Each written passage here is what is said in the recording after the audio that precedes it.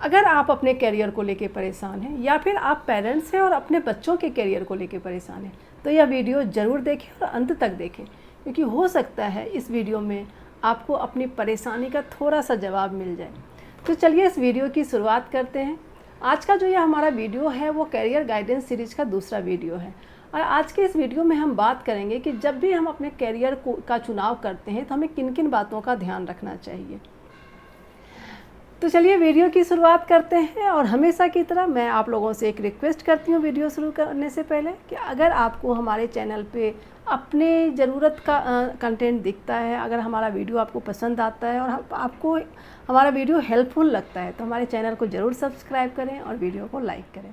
आज के इस वीडियो में हम कोई भी थ्योरेटिकल बातें नहीं करेंगे, कोई थ्योरेटिकल नॉलेज के बेसिस पे यह वीडियो नहीं बनाया गया, बल्कि यह पूरा वीडियो जो है वो प्रैक्टिकल नॉलेज के बेसिस पे बनाया गया है। क्योंकि मैं भी एक पेरेंट हूँ और अपने बच्चों के करियर को लेकर मैं काफ़ी परेशान रहती हूँ, और उनके जो भी उनके क्वेरीज होते हैं, उनके अंदर की जो जिज्ञासा होती है, उसके बेसिस पे मैं काफ़ी रिसर्च करती हूँ और उनको भी गाइड करने का प्रयास करती हूँ।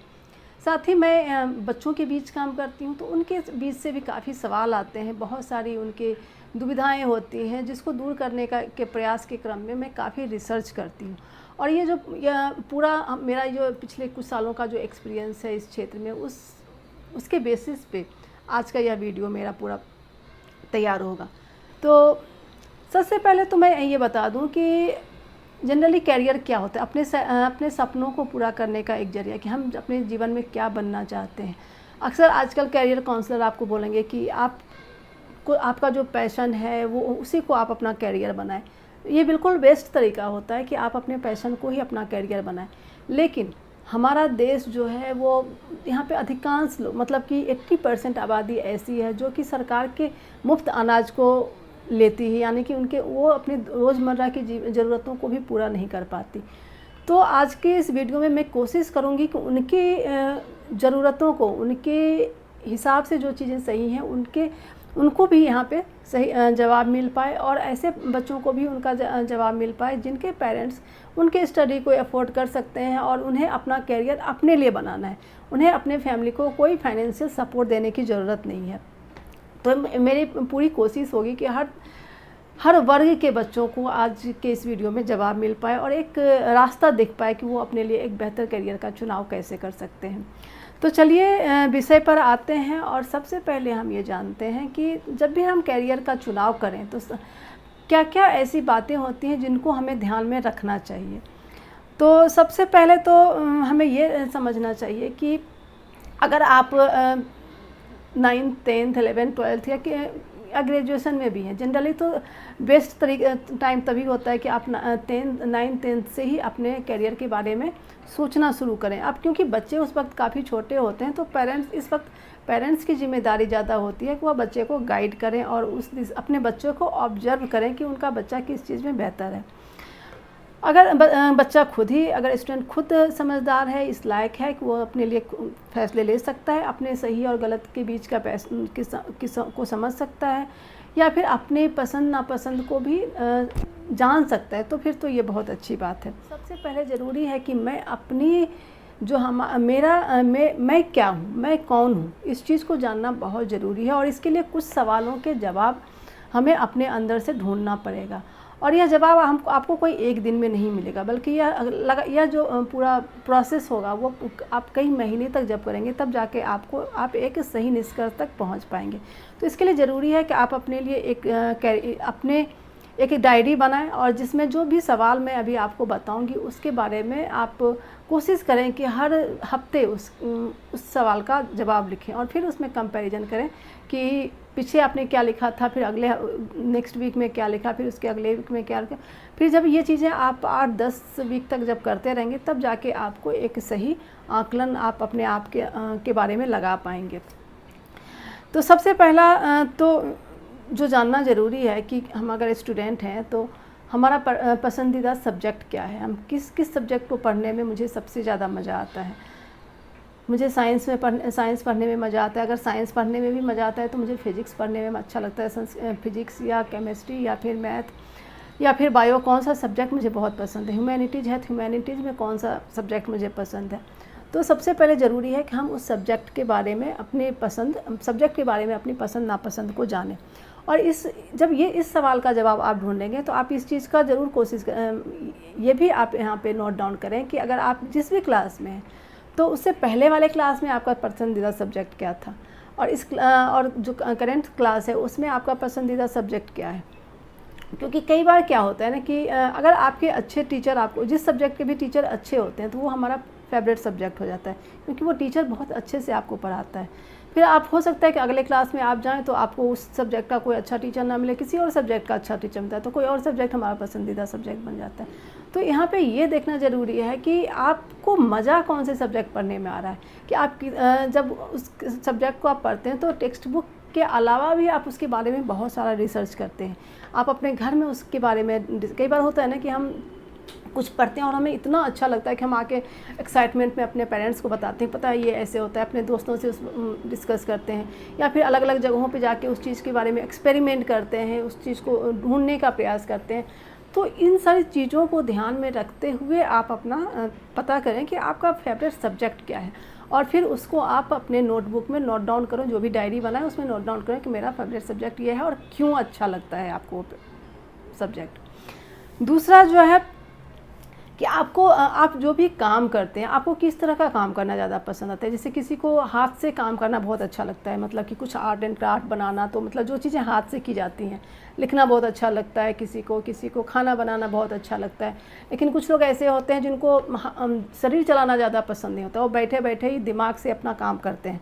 तो आपको किस तरह का काम करना पसंद है, जो हाथ से किया जाता है काम, वो काम पसंद है, या फिर दिमाग से होने वाला काम ज़्यादा। उसके बाद अगला जो सवाल जिसका जवाब आपको ढूंढना चाहिए वो है कि आपको, ठीक है, किस तरह का काम, तो किस चीज़ से किया जाने वाला काम, फिर कौन सा काम आपको ज़्यादा पसंद है। जैसे अगर आपको हाथ से किया जाने वाला काम पसंद है तो क्या आपको कुकिंग बहुत पसंद है, आपको लिखना बहुत पसंद है, या फिर आपको गार्डनिंग बहुत पसंद है, इस तरह की आपको पेंटिंग बहुत पसंद है।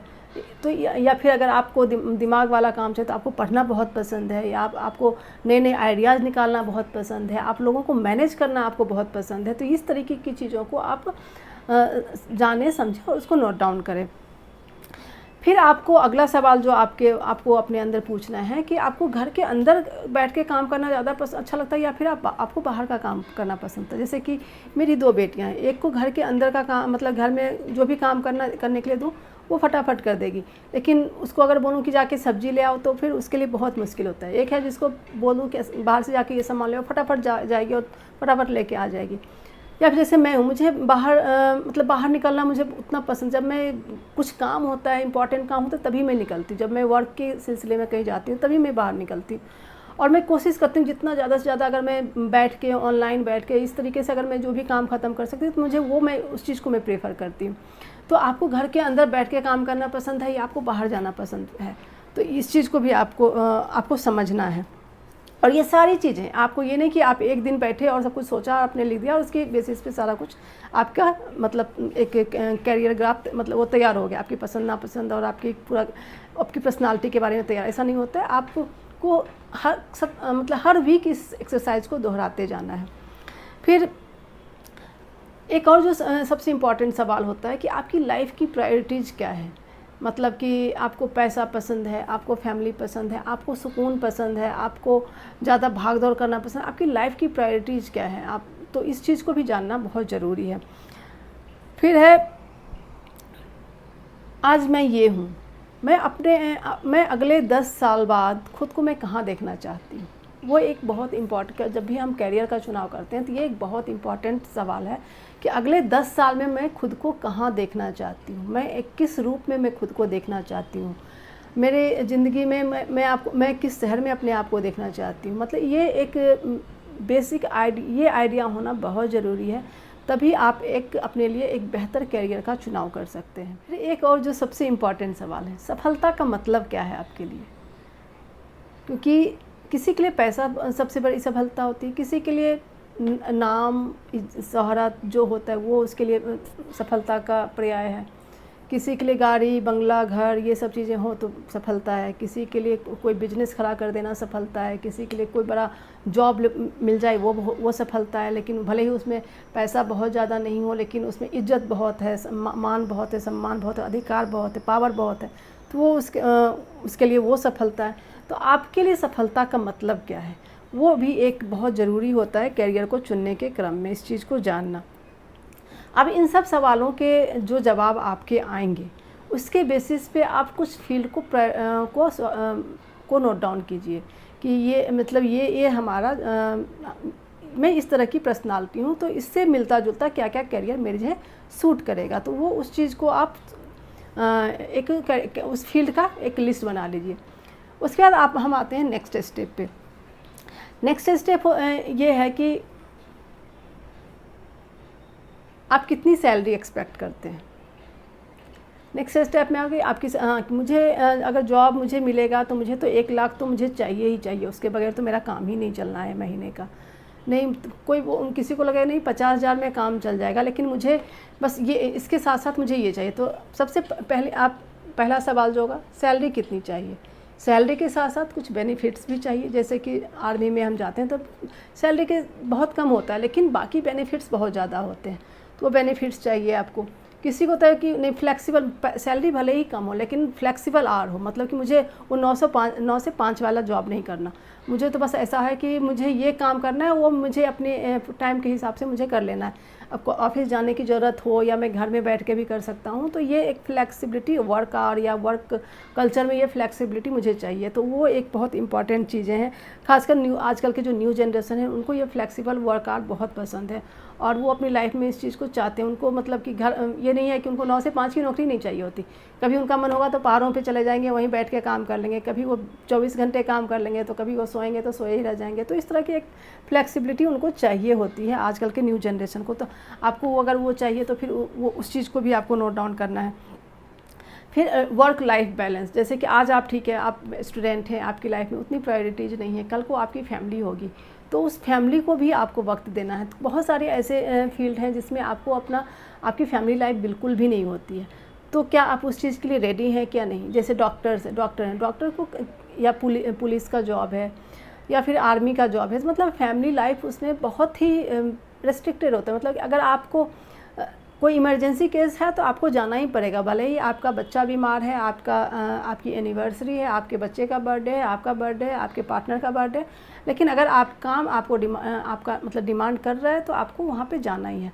तो फैमिली लाइफ बैलेंस आप किस हद तक मैनेज कर सकते हैं, वो भी आपके लिए एक इम्पॉर्टेंट क्राइटेरिया होना चाहिए जो कोई भी कैरियर चुनने के लिए।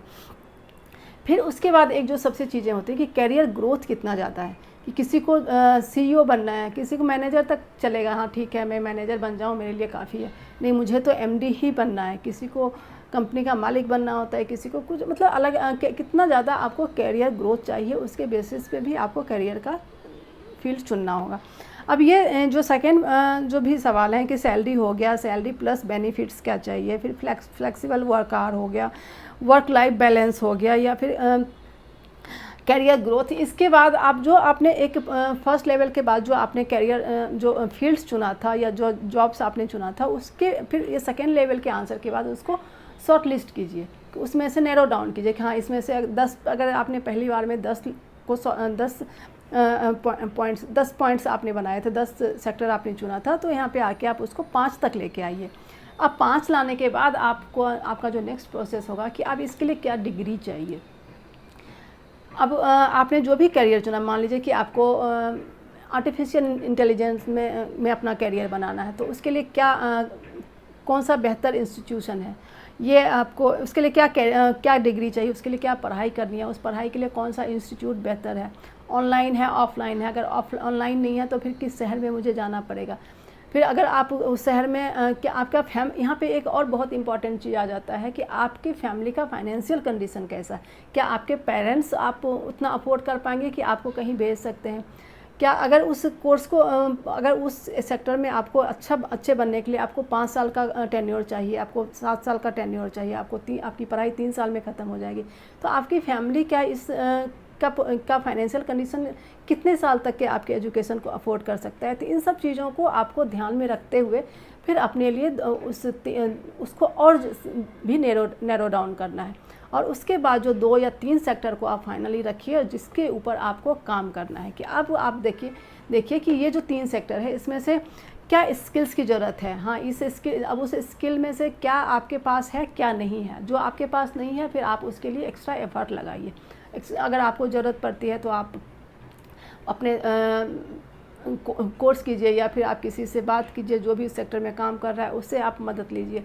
तो उस सेक्टर से ज़रूरी, उस सेक्टर के लिए जो ज़रूरी स्किल्स है उसको आपको अपने अंदर लाना होगा। फिर उसके बाद डिग्री लेनी होगी। फिर उस सेक्टर में कौन कौन सी कंपनियां हैं ये आपको रिसर्च करना होगा कि हाँ ये कंपनियां हैं। फिर उसमें सैलरी कितनी है, कौन कौन से शहर में उसके लिए जॉब है, कौन सा इंस्टीट्यूशन ऐसा है जहाँ की डिग्री का काफ़ी वैल्यू, या उनका ये कोर्स उनका बहुत अच्छा है तो वहाँ से मैं करूँगा तो मुझे अच्छी से नौकरी मिल जाएगी। तो इस तरीके से आपको अपने लिए एक बेहतर डिफरेंट प्रोसेस से गुजरते हुए आप अपने लिए एक बेहतर करियर का चुनाव कर सकते हैं। क्योंकि अक्सर क्या देखा जाता है कि लोग, हाँ जैसा कि मैंने अपने पिछले वीडियो में बताया था कि कोई और जो आपके जान पहचान में कोई और बहुत अच्छा किसी सेक्टर में करता है तो आपको भी वही करना होता है। क्योंकि हो सकता है वो उस चीज़ में बेहतर कर रहा हो, लेकिन आप उस चीज़ में बेहतर करेंगे ज़रूरी नहीं है। अब हर एक आदमी एक्टर नहीं बन सकता। अगर आपको फिल्म में ही जाना है तो उस फिल्म में आप किस चीज़ में बेहतर हैं। आप एक्टिंग में अच्छे हैं, आप लिखने में अच्छा है, आप म्यूजिक अच्छा बना सकते हैं, आप सेट डिज़ाइन अच्छा कर सकते हैं, आप कास्टिंग अच्छा कर सकते हैं, आप कॉस्ट्यूम अच्छा डिज़ाइन कर सकते हैं। तो एक फ़िल्म में ही कितने सारे ऑप्शंस हैं जिसमें आप अपना कैरियर बना सकते हैं। लिटरेचर हो गया, लिटरेचर में कितने सारे ऑप्शंस हैं। आप राइटर बन सकते हैं, आप जर्नलिस्ट बन सकते हैं, आप डिजिटल मार्केटिंग के लिए अपना लिख सकते हैं। आप इसके अलावा आप बहुत सारे कंपनियां होती हैं जो प्रपोजल लिखने के लिए लोगों को हायर करती है, वेबसाइट पे कंटेंट लिखने के लिए हायर करती है। तो इस तरह के एक फील्ड हम जब चुनते हैं, एक अपना स्किल चुनते हैं कि हाँ मेरे अंदर लिखने की क्षमता है, मुझे लिखने में बहुत मज़ा आता है, तो उसके बाद इतने सारे ऑप्शंस होते हैं। अब उसमें से आपको शॉर्ट लिस्ट करना है कि मुझे किस में जाना है। मुझे फिल्म इंडस्ट्री में जाना है तो मुझे फिल्म इंडस्ट्री में किस लाइन में जाना है। मुझे स्पोर्ट्स में जाना है, मुझे खेलना बहुत पसंद है, लेकिन मेरे शहर में कोई अच्छा कोचिंग इंस्टीट्यूट है ही नहीं। अगर किसी को टेनिस में मज़ा आ रहा है लेकिन उस शहर में कोई टेनिस का अच्छा इंस्टीट्यूट है ही नहीं। अब हर एक के पेरेंट्स, सानिया नेहवाल के पेरेंट्स तो नहीं हो सकते हैं कि अपना सब कुछ छोड़ छाड़ के हैदराबाद में जाके बस गए और वहाँ पे अपनी बच्ची को उन्होंने ट्रेनिंग दिलवाई। तो हर एक पेरेंट्स ऐसा नहीं हो सकता है।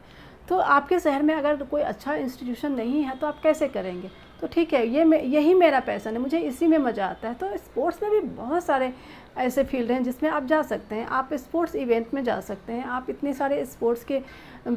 इतनी सारे इवेंट मतलब टूर्नामेंट्स होते हैं, आप उसमें डिफरेंट तरह के जॉब्स कर सकते हैं। आप स्पोर्ट्स जर्नलिज्म में जा सकते हैं। स्पोर्ट्स के ऊपर आप स्पोर्ट्स के ट्रेनर बन सकते हैं। तो बहुत सारी चीज़ें हैं जिसमें आप जा सकते हैं।